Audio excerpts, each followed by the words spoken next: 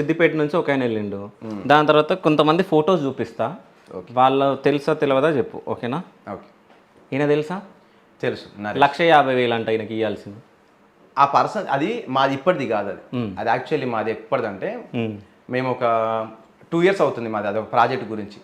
మా ప్రాజెక్ట్ గురించి ఇంకోటి ఏంటంటే మా ఇన్సిడెంట్ అనేది ఒక 1 year బ్యాక్ జరిగిన ఇన్సిడెంట్ అది. 1 year బ్యాక్ ఆ ప్రొడ్యూసర్ది నేను అది సాంగ్ చేయాలి, దానికి సంబంధించి కొందరు ఈ యూట్యూబ్లో కొందరు వ్యక్తులు అతనితోటి అప్పుడు వీడియో చేయించారు. నువ్వు వీడియో చేయని బలవంతం పెడితే తను వీడియో చేసిండు.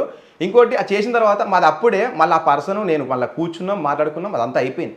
దానికి దీనికి అసలు సంబంధం లేదు. అప్పుడు ఎప్పుడో మాది 1 year బ్యాక్ మాది జరిగిన దాన్ని ఆల్రెడీ మేము సాల్వ్ చేసుకున్న దాన్ని ఈరోజు ఈ ఒక్క టాపిక్ బయటకు వచ్చేసరికి దాన్ని తీసి ఈయన ఇప్పుడు మోసం చేసిండు, ఇప్పుడు ఇతనికి ఇంత ఇవ్వాలి అని ఈ రకంగా బయట చెప్పడం అది ఎంతవరకు కరెక్ట్? సరే, ఆయనకి ఇచ్చేదైతే